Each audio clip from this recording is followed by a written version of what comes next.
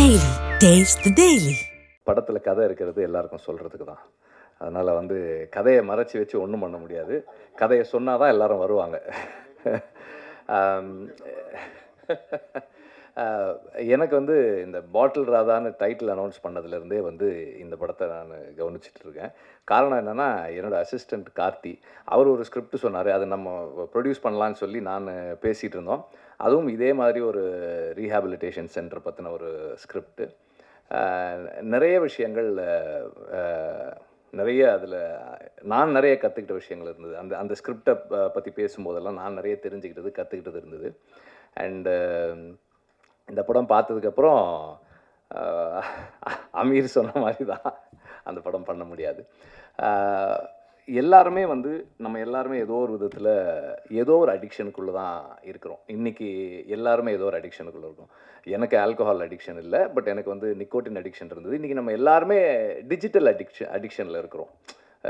ஒரு ஒரு இன்ஸ்டாகிராமையோ அல்ல ஒரு யூடியூபையோ நம்ம ஸ்வைப் பண்ணும்போது we get a hit, we get a high, அந்த அடிக்ஷனில் இருக்கிறோம்.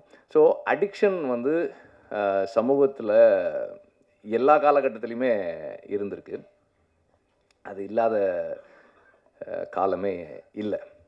இன்றைக்கி ரொம்ப அதிகமாக இருக்குது. குறிப்பாக குடி நோய், அந்த டேர்ம் குடி நோயின்ற டேர்ம் எனக்கு கார்த்தி மூலமாக தான் தெரியும். அதை அண்டர்ஸ்டாண்ட் பண்ணுறது ரொம்ப முக்கியமாக. அவரும் சொன்னார், குடிக்கிறதுக்கும் குடி நோயாளியாக இருக்கிறதுக்குமான வித்தியாசம். அதை இது ரொம்ப அழகாக பேசுது. இப்போ ஒரு 25 வருஷத்துக்கு முன்னாடி, ஒரு 30 வருஷத்துக்கு முன்னாடினா, ஒரு ஊரில் அல்லது ஒரு தெரு இருக்குன்னா அதில் ஒரு 5 வீட்டில் இருக்கிற ஆண்கள் குடிப்பாங்க. ஒரு வீட்டில் இருக்கவர் இந்த மாதிரி குடிநோயாளியாக இருப்பார். இன்றைக்கி ஒரு தெருவில் ஒரு வீட்டில் இருக்கவர் குடிக்காமல் இருந்தாலே பெரிய விஷயமா இருக்குது. தெருவில் 10 குடிநோயாளிகள் இருக்கிறாங்க. இந்த காலகட்டத்தில் பாட்டில் ராதான்ற ஒரு படம் it is a very personal story, but it has got a strong socio political relevance. இந்த மாதிரியான படங்கள் பண்ணுறது ரொம்ப அவசியம்னு நினைக்கிறேன். ஒரு தனி மனிதனுடைய வாழ்க்கை it is a political expression தான். ஸோ அந்த அடிப்படையில் ஒரு தனி மனிதன் அவனுடைய குடிநோய்க்கு நம்ம எக்ஸ்கியூஸ் சொல்ல முடியாது. பட் இருந்தாலும் இன்றைய காலகட்டத்தில் இந்த படம் பேசுகிற அரசியல் ரொம்ப முக்கியமான அரசியலாக நான் பார்க்குறேன். ஒரு டி அடிக்ஷன் சென்டர் என்னவா ஃபங்க்ஷன் பண்ணுது, என்னவா இருக்குது, அதுக்குள்ளே இருக்கிற சிஸ்டம் என்ன, அது என்ன மாதிரி ஃபங்க்ஷன் பண்ணுது, அதுக்குள்ளே என்னெல்லாம் இருக்குது. அப்புறம் ஒரு ஃபேமிலி ஒருத்தர் ஒரு அடிக்டாக இருக்கிறதால, அது எந்த விதமான அடிக்ஷனாக இருந்தாலும், ஒருத்தர் ஒரு அடிக்டாக இருக்கிறதால அவரை சுற்றி இருக்கிறவங்க என்னெல்லாம் இழக்கிறாங்க, அவருடைய நண்பர்கள் என்ன ப்ராப்ளம்ஸ் ஃபேஸ் பண்ணுறாங்க, அந்த ஃபேமிலி என்ன ப்ராப்ளம்ஸ் ஃபேஸ் பண்ணுது, இதை ஒரு வாழ்க்கைக்கு பக்கத்தில் ஒரு இன்ட்ரெஸ்டிங்கான ஒரு ஃபில்மாக சொல்கிறது ஒரு பெரிய சேலஞ்ச். அதை ரொம்ப சக்ஸஸ்ஃபுல்லாக பண்ணியிருக்காங்க. இப்படி ஒரு அமீர் சொன்ன மாதிரி ஒரு என்கேஜிங்கான narrative. At the same time this is a film of positive possibilities. இது ரொம்ப ரொம்ப ஒரு பாசிட்டிவான ஃபில்ம். இதில் எல்லாருக்குமே ரிடெம்ஷன் இருக்குது. எவ்வளவு டார்க்னஸில் இருந்தாலும், நீங்கள் எவ்வளவு கீழே போனாலும், நாம் நினச்சா நம்ம அதிலிருந்து மீண்டு வந்துடலான்னு சொல்கிற ஒரு படம் இது.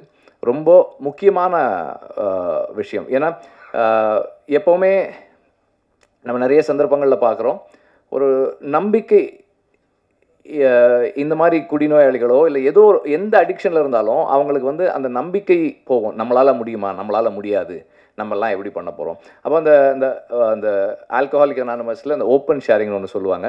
அந்த ஓப்பன் ஷேரிங் தான் அவங்களுக்கு அந்த கான்ஃபிடென்ஸ் கொடுக்கும்னு சொல்லுவாங்க.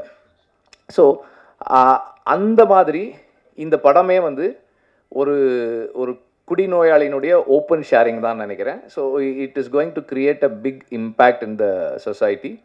அட் த சேம் டைம் இந்த படத்தினுடைய அந்த டெக்னிக்கல் ஆஸ்பெக்ட்ஸ் அப்புறமா இன்னொரு டைம் சொல்லலாம்னு நினைக்கிறேன்.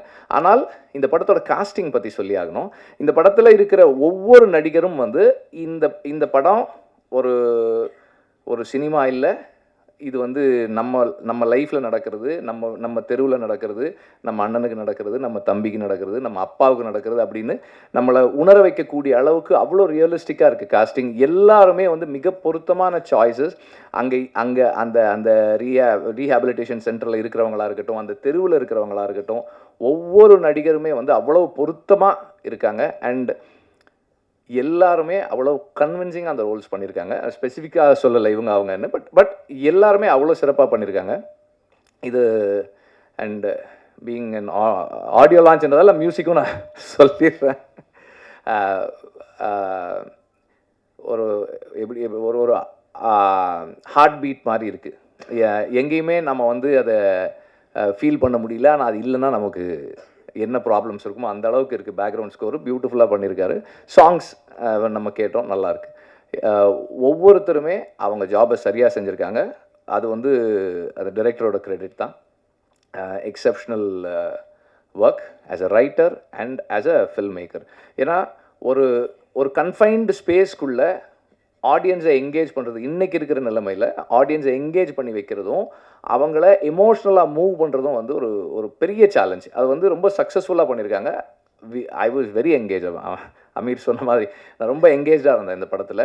அண்ட் ஒவ்வொரு கேரக்டரும் அவங்களோட எனக்கு உணர்வுபூர்வமான ஒரு ஒரு ஒரு கனெக்ட் இருந்தது. எல்லாத்துலேயும் ஏதோ ஒரு இடத்துல என்னுடைய நண்பர்களையோ என்னையோ அல்லது எனக்கு தெரிஞ்சவங்களையோ நான் என்னால் பார்க்க முடிஞ்சுது. அது அந்த ஒய்ஃபாக இருக்கட்டும், அந்த குழந்தைகளாக இருக்கட்டும், அந்த அந்த அந்த பாட்டில் ராதான்ற கேரக்டராக இருக்கட்டும், அவனோட ஃப்ரெண்ட்ஸாக இருக்கட்டும், எல்லாருலேயுமே வந்து ஏதோ ஒரு இடத்துல நான் வாழ்க்கையில் சந்தித்த நபர்களை என்னால் பார்க்க முடிஞ்சுது. அந்த அளவில் அந்த writer and the director have succeeded. And இப்படி ஒரு படத்தை ப்ரொடியூஸ் பண்ணதுக்கு முதல்ல பலூன் பிக்சர்ஸுக்கும் ரஞ்சித்துக்கும் என்னுடைய பாராட்டுக்கள். இது வந்து